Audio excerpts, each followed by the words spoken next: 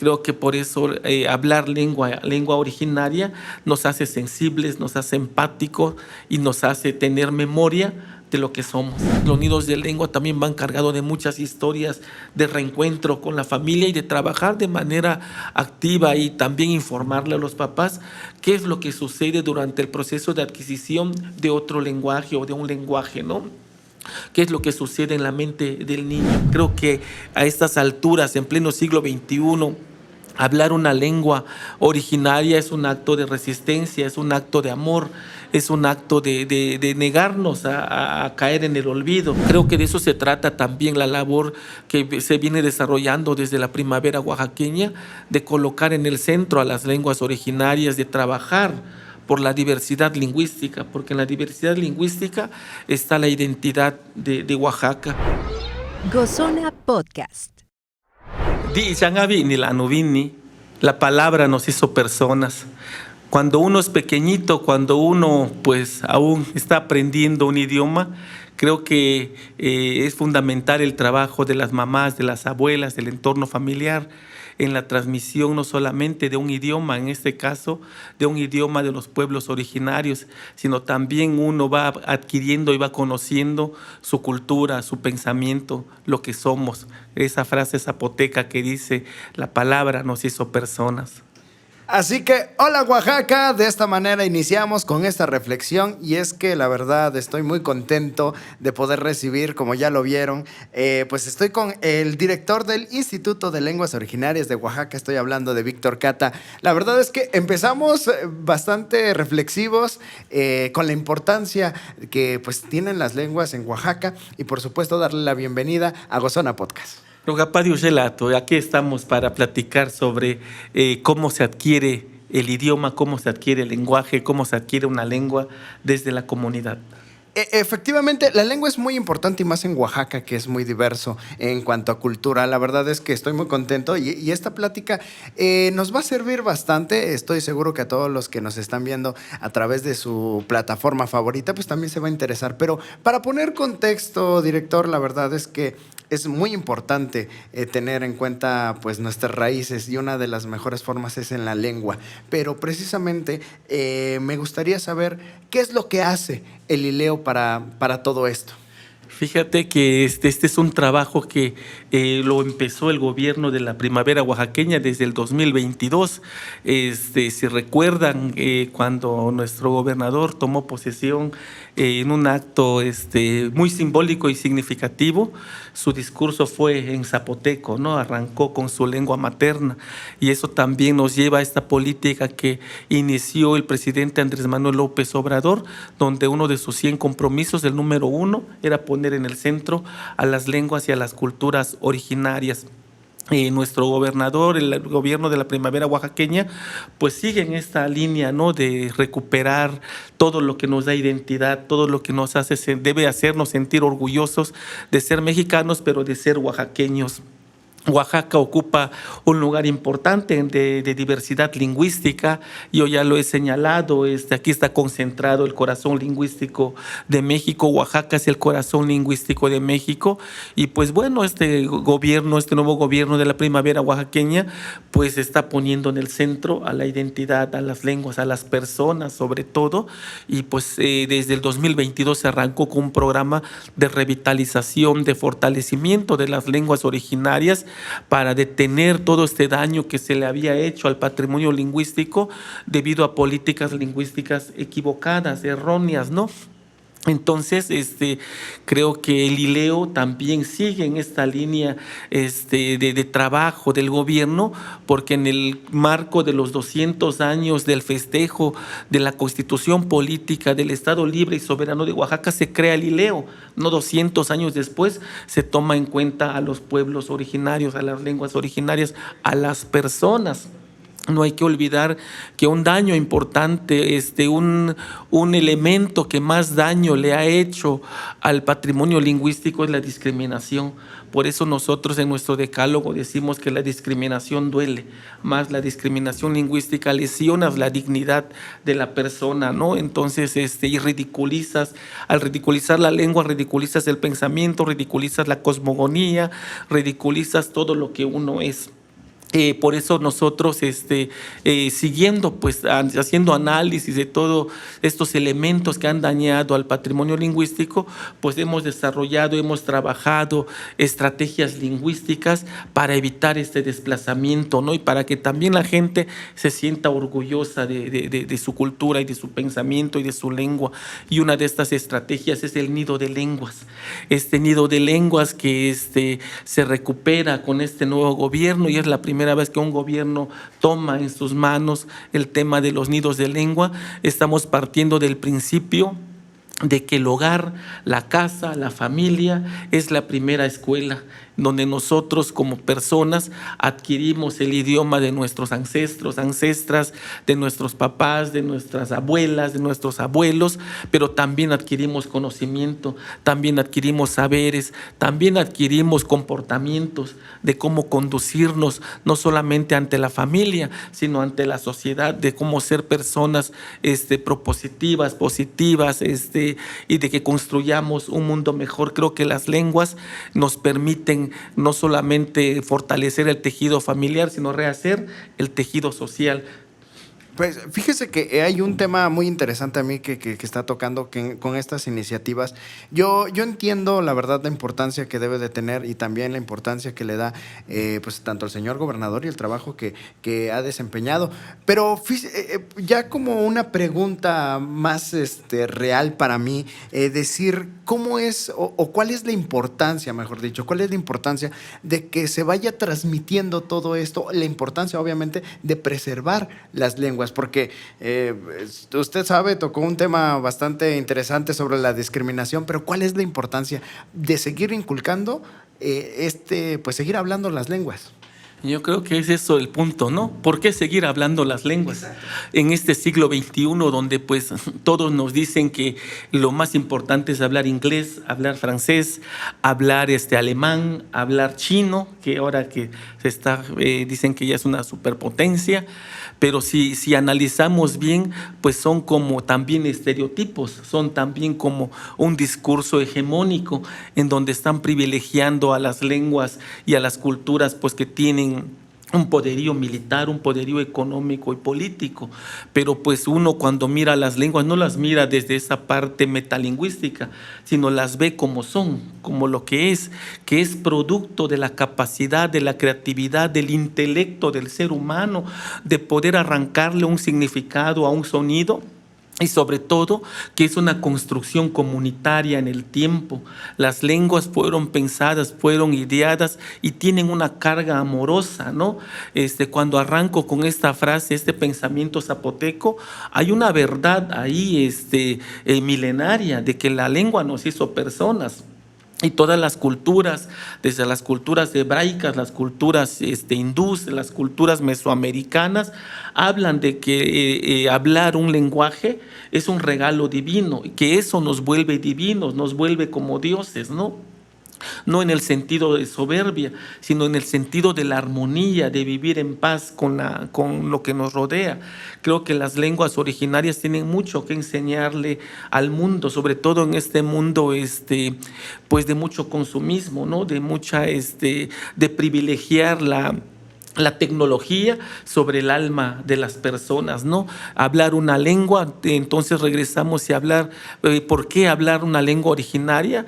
Porque nos pertenece, porque somos nosotros una misma línea en el tiempo, porque habla de nuestra capacidad creativa, porque en la lengua está depositada y codificada todo lo que nos rodea, el cielo, la tierra, el mar, toda nuestra geografía.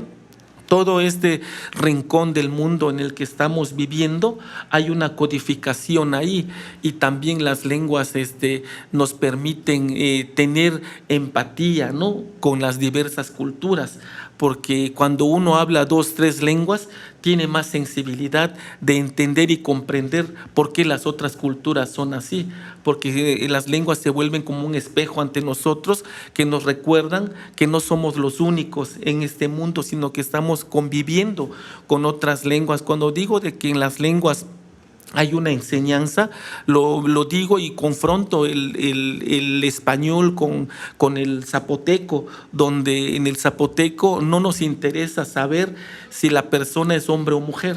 ¿no? No nos interesa saber esa parte.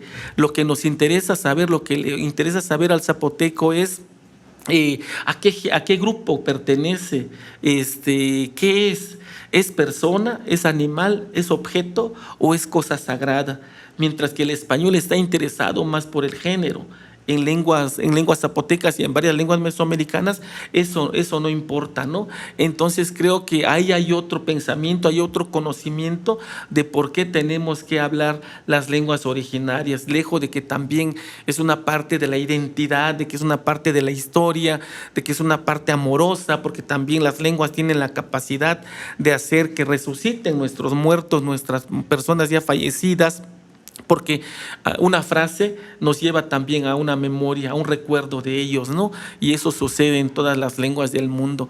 Creo que por eso hablar lengua originaria nos hace sensibles, nos hace empáticos y nos hace tener memoria de lo que somos. Justamente me quedo con esa frase, es bonita. Una frase pues nos lleva a esto, a una memoria, a un recuerdo. Y la verdad es que también tengo que preguntarle sobre los nidos de lengua, principalmente cómo lo han recibido. Porque yo entiendo también que este gobierno se ha caracterizado por ir a los territorios específicamente, y más con el señor gobernador, pero también ustedes andan en territorio. Y precisamente, ¿cómo han recibido esta iniciativa de los nidos de lengua? Pues lo han recibido muy bien.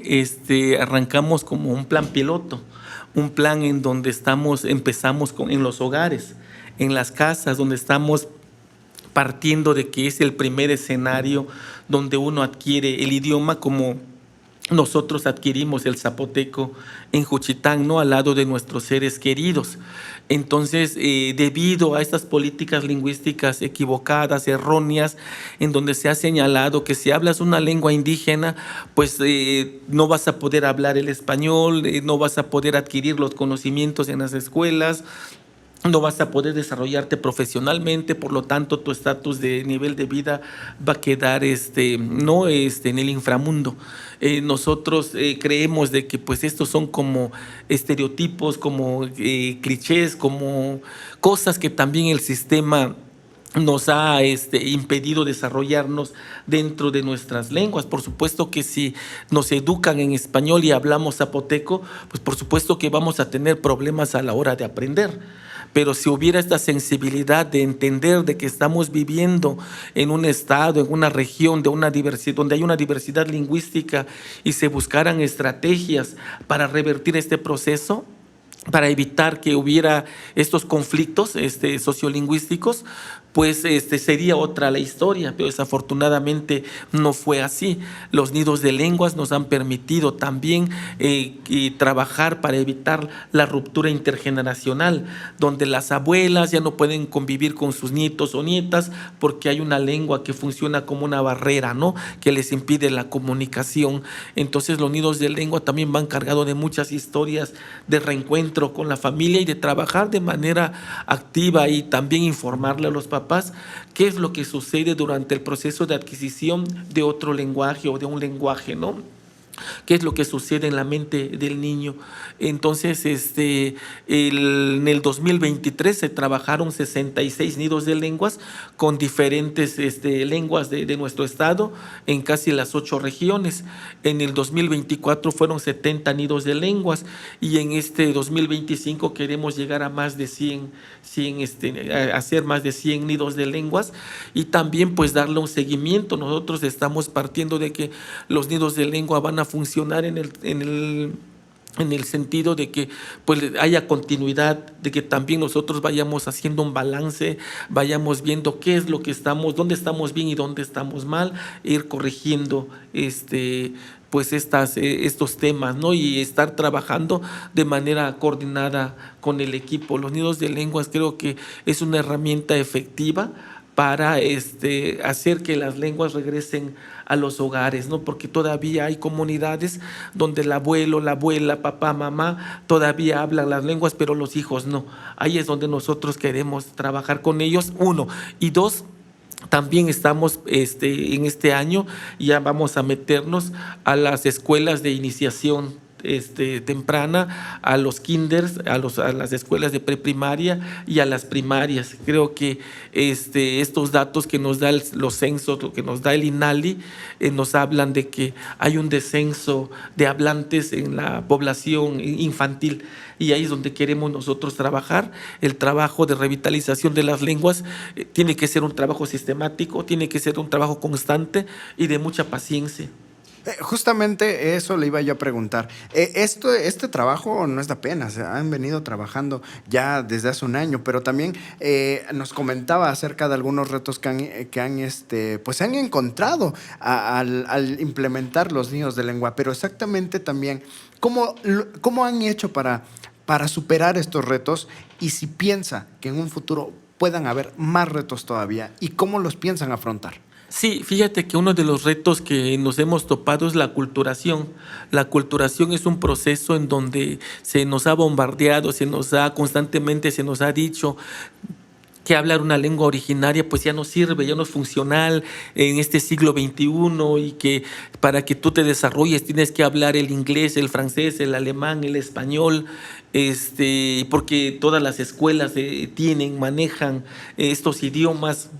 Entonces, eso ha hecho que la gente termine creyendo que es cierto, que los mismos hablantes crean que es cierto, que dicen, pues bueno, entonces que hable primero el español y ya después, cuando esté grande, que aprenda o alguna lengua originaria. Eso, por supuesto, no va a suceder. En la gran mayoría no sucede. En un mínimo caso quizás sí, pero no suele suceder así. Entonces lo que nosotros también estamos trabajando es otro programa que va de la mano con los nidos de lengua, que tiene que ver con el programa de la escuela nos quitó el idioma, que la escuela nos lo devuelva. Por eso decía que en este año vamos a implementar los nidos de lengua en iniciación escolar, en preprimaria y en primaria, tomando también como trabajando con escuelas que nos pueden servir como ejemplos de buenas prácticas y que nos permitan también hablar con los padres de familia y que nosotros les platiquemos de este proceso de adquisición del lenguaje, y que nos permitan trabajar este método de la inmersión total, de generar materiales por ejemplo, en la etapa de iniciación escolar, que son bebés, niños que tienen como 2 años, que pues todavía están en el proceso de adquisición de lenguaje. Se trabaja con ellos el método sensorial, ¿no? Entonces ahí podemos empezar con arrullos, con cantos, mientras que en el kinder es más lúdico, es más de juego, es más de también cantos, es más de rimas, de adivinanzas, de proverbios, mientras que un poquito más avanzado en la primaria, que ya se meten al proceso de adquisición de la escritura, pues ya es otra etapa, ¿no? Entonces estas son las etapas que nosotros en las que queremos trabajar, en donde la lengua, las lenguas originarias va a ser fundamental, no el español, sino son las lenguas originarias, y que paulatinamente van a adquirir el español. El español, como ya es una lengua dominante, es posible que el niño es más fácil que adquiera el español como segunda lengua a que adquiera una lengua originaria como segunda lengua. Creo que a nosotros, la mayoría de los que somos bilingües en este siglo XXI, ese fue el proceso por el que pasamos, que primero adquirimos la lengua originaria y después adquirimos el español en las escuelas de una forma no pedagógica, una forma violenta. Claro, justamente me estaba comentando acerca de estas estrategias también, como los juegos que sirven precisamente para tener todavía esta preservación en las lenguas, pero también me lanza esta pregunta. ¿Cuál ha sido los resultados que han tenido con todo esto? Pero sobre todo, si hay alguna historia que le haya marcado, pues precisamente con esta implementación de estrategias. Pues bueno, ahorita lo que más ha tenido mucho auge son las adivinanzas, ¿no? Estas adivinanzas que a veces he mencionado acá, el de la iguana, que mucha gente pues le causó gracia, y pues eso es parte de la memoria, ¿no? De que guardan las personas mayores y que no los vas a encontrar en ningún libro, ¿no? Y también los juegos de palabras, el de la señora Ana, que ya lo he mencionado acá muchas veces, que dice la abuela que le duele la mano a la señora Ana, yo sé que le pesa la mano a la señora Ana, que dice nana, Ana, nana, nana, nana, nana, nana, nana, que pues nosotros de niños lo jugábamos, ¿no? Y no necesitábamos tener conocimiento de la literatura occidental, que es importante, pero nuestro mundo fue vivir la lengua en todas sus manifestaciones, ¿no? Desde la parte lúdica, desde la parte del pensamiento, desde la parte de la reflexión, desde la parte de la enseñanza, desde la parte de la transmisión del conocimiento. Había, por ejemplo, cuando antes de que yo ingresara a la escuela, había un conjuro que mi mamá decía cuando nos bañaba. Hubo un periodo en que en julio o agosto morían muchos niños. Hubo porque pues se enfermaban del estómago y pues había mucha mortandad infantil, y el terror de las mamás es que se murieran algunos de sus hijos. Y antes en Juchitán no había bardas, todo el espacio estaba abierto, tú podías ver de tu casa a la otra casa que al mismo tiempo se estaban bañando antes del mediodía. Y el conjuro que decía mi mamá era chinebi, chineni, sagira, alugendawara, guya, panesa, chisa, bisanta, cacherica, Dani Santa Cagalaba, Tonisado, Rakegunina, Tushamiati. Entonces, en español, y no solamente ella lo decía, todas las mamás lo decían, dice que se lo lleve el viento, que se lo lleve el agua, que se lleve toda tristeza, toda enfermedad, que lo vaya a tirar detrás del cerro, que lo vaya a dejar en la mitad, en el corazón del mar, donde no lastime a ningún pobre. Entonces ese era un conjuro para la enfermedad. Y otra cosa que recuerdo, pues cuando se nos caía el diente, ¿no? Y el terror era que tuviéramos dientes grandes. La gente decía que no era bonito tener dientes grandes, que debíamos tener dientes como de ratoncito. Entonces agarrábamos nuestros dientes y le decíamos al ratoncito, como antes la mayoría de las casas eran de teja, y había trojes donde había maíz, se guardaba, pues era el granero, las trojes, que la mitad era granero y la mitad era para dormir. Entonces agarrabas tu diente y lo aventabas al techo, pero antes decías visiña, visiña, winigo, cuatilaya de nanetila, winilo. Dice ratoncito, dice, toma mi diente y dame un dientecito tuyo. Que eso era como estas prácticas, ¿no? de cómo podíamos nosotros pues vivir la cultura, vivir el pensamiento, vivir esa parte bonita de ser zapotecas, ¿no? Y pues ya después pues uno va descubriendo otras literaturas, va descubriendo otras verdades, ¿no? Entonces, pues bueno, esa es una parte ahorita que lo dijiste, que me acordé de qué es lo que nosotros, en qué jugábamos, de qué pensábamos. Y también pues no faltaban estas personas que había un recurso muy bonito que era el de las mentiras. No una mentira para engañar a un niño o vacilar o hacer una maldad, sino era una mentira juchiteca para hacer reír, para hacerte reflexionar, que rayaba en lo irreal, ¿no? Decía entonces este cuento de que era un señor que estaba en la milpa y que su milpa estaba ya afuera de la ciudad y tenía un pozo, y ese pozo tenía más de 20 metros. Y él fue a la milpa y empezó a sacar agua del pozo porque estaba regando sus plantíos. Pero como de tanto sacar agua del pozo, se mojó sus guaraches. Y con la tierra se hizo lodoso, se resbaló y se fue al fondo del pozo y cayó. Y estando allá abajo empezó a pedir auxilio, pero se acordó que nadie le iba a poder a socorrer porque estaba lejos y el pozo tenía 20 metros.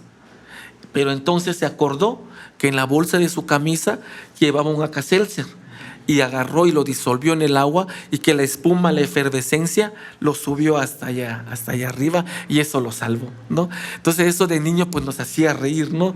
Esas mentiras, esa cosa irreal que sucedía. La verdad es que hay formas de vivir esta preservación de lenguas de una manera divertida. Recuerdo perfectamente las adivinanzas que nos han dado en los siguientes capítulos o en los anteriores capítulos, pero también me gustaría preguntarle, porque de una vez le digo que nos tiene que dar una adivinanza antes de terminar el episodio de hoy, porque la verdad son muy divertidas. A mí me causa mucha risa, son divertidas, entretenidas, pero también quiero compartirlo con todos ellos. Y antes precisamente llegar a que nos cuente, para que la vaya pensando, porque la verdad es que nos gusta mucho. Pero preguntarle cuál es la importancia. Yo iba a decir que los jóvenes, pero creo que no se trata tampoco de los jóvenes, sino se trata de todos los oaxaqueños y oaxaqueñas, de cómo podemos o qué papel jugamos para la preservación de las lenguas. Pues bueno, creo que los que hablamos una lengua y tenemos pues este amor, en todas las comunidades hay personas, ¿no?, que tienen amor a su lengua, que están trabajando de manera desinteresada, están trabajando por convicción, están trabajando por la preservación de la lengua. Creo que nos sentimos como obligados a transmitir nuestra lengua, a transmitir nuestro conocimiento, a transmitir nuestros saberes para que no se pierda. Creo que a estas alturas, en pleno siglo XXI, hablar una lengua originaria es un acto de resistencia, es un acto de amor, es un acto de negarnos a caer en el olvido. Diría nuestra poeta Natalia Toledo, de ser un eco en el universo, ¿no? Queremos seguir siendo la voz viva en este mundo, ¿no? Todo lo que te estaba comentando ahorita, de estos juegos, de estos recuerdos, de estas memorias que uno tiene de niño, y qué es lo que estamos propiciando en los nidos de lengua, qué es lo que queremos trabajar en los nidos de lenguas, que es lo que las abuelas, los abuelos tienen muchos conocimientos. Esto nada más te estoy hablando de una variante zapoteca del istmo de Tehuantepec, de Juchitán, Oaxaca específicamente, pero son 176 lenguas las que están en nuestro estado. Yo invito a todas las personas a que también hagan sus propios nidos de lenguas en sus comunidades, en sus casas, que trabajen con sus abuelos, con sus abuelas. Nosotros estamos haciendo aparte un trabajo de documentación lingüística. Nosotros podemos ayudarles a darles todas las herramientas técnicas de cómo hacer un trabajo de documentación. En mi equipo, en el Instituto de Lenguas Originarias, hay especialistas y podemos hacer estas labores de documentación y de enseñarles cómo hacer este trabajo, ¿no? Entonces pienso en las lenguas mijes, en la ayuk, en las lenguas chocholtecas o en o en la lengua ombiayet, ¿no? El huave. En muchas hay estos pensamientos, y yo creo que más divertidos todavía, más hermosos todavía.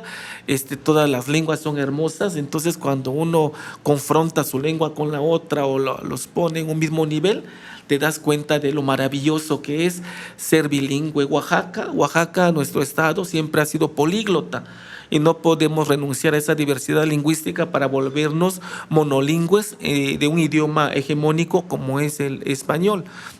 Creo que de eso se trata también la labor que se viene desarrollando desde la primavera oaxaqueña, de colocar en el centro a las lenguas originarias, de trabajar por la diversidad lingüística, porque en la diversidad lingüística está la identidad de Oaxaca. Desde el año 2023, el gobierno de la primavera oaxaqueña pues ha estado trabajando con las lenguas. Aquí tenemos un texto que se hizo, lo que se dice de las aves, donde hay 15 maneras de nombrar a las aves, y aquí pues hay una adivinanza que nos mandaron de compañeros de otras lenguas. Tenemos de la lengua Shonda o Amuzga. Te voy a leer porque es la variante que yo domino del zapoteco, y es una adivinanza de la maestra Felipa de Jesús Noriega, que dice Tundala Keriluzayane Randaru Yanesalu Nenesadeche Tundala, y da la respuesta en zapoteco, que es Dama. y en español dice: ¿quién será? ¿Quién será que sin romperse el cuello mira atrás y mira adelante? ¿Quién será? ¿Quién será? El tecolote, ¿no? Entonces, y aquí pues lo voy a leer en español, pero es una adivinanza del maestro Barney Zárate López, hablante del Amponsomé de Santa María Chimalapa, que dice: verde como la selva, selva no soy, hablo como el humano y humano no soy. ¿Quién soy? ¿Quién soy? Pues el cotorro, ¿no? Entonces no sé cómo se pronuncia en Amponsomé, Techuyu dice que es, ¿no? Y así pues tenemos también otra adivinanza, que esto es del Mixteco de San Juan de Quillú, del maestro Pedro Ignacio Reyes, que dice: taca, taca, taca, taca, picotea el palo, el pájaro carpintero picotea el palo, taca, taca, taca, taca, ¿no? Esto ya es como un arrullo, como un canto, no es una adivinanza. Y otro pues que tenemos acá, que es de nuestra ex diosa Senteotl, la maestra Leticia Santiago, chatina de Santiago Yaitepec, que dice: soy un animal chiquito, tengo pico largo, me alimento de la miel y me plasman en los bordados, la chuparrosa o el colibrí. Y ahorita hablando del colibrí y hablando de los pajaritos pequeñitos, me llevó a recordar un cuento de la codorniz. Ustedes saben que la codorniz siempre es dirían los clérigos del siglo XVI, es una ave suelera que siempre anda ahí en el suelo, ahí hace su nido, de color de la tierra. Entonces dicen de que antes con un grano de maíz alcanzaba para alimentar a toda una familia. Entonces esta muchacha iba a dejar el desayuno a sus papás en la milpa. Entonces agarró el grano de maíz y lo molió, y ya con eso hizo las tortillas, hizo la comida y se fue.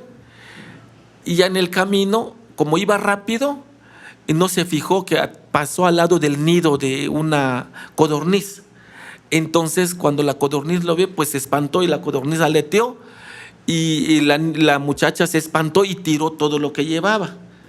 Entonces regresó corriendo porque tenía que llevar la comida, y ya no agarró maíz, agarró un puño y lo echó y hizo la comida, ¿no? Y se fue corriendo a dejarle la comida a sus papás. Al otro día, cuando agarró un grano de maíz para hacer la comida, ya no rindió. Tuvo que agarrar un puño para volver a hacer la comida. Desde aquel tiempo quedó el nombre que la codorniz dicen que se llama bidonda. Bi es aliento y donda es culpa. Aliento de culpa, que por culpa de la codorniz el maíz ya no rinde. Fíjense que es muy interesante. También gracias por compartirnos todo esto con la audiencia. Y pues desgraciadamente el tiempo se nos está acabando.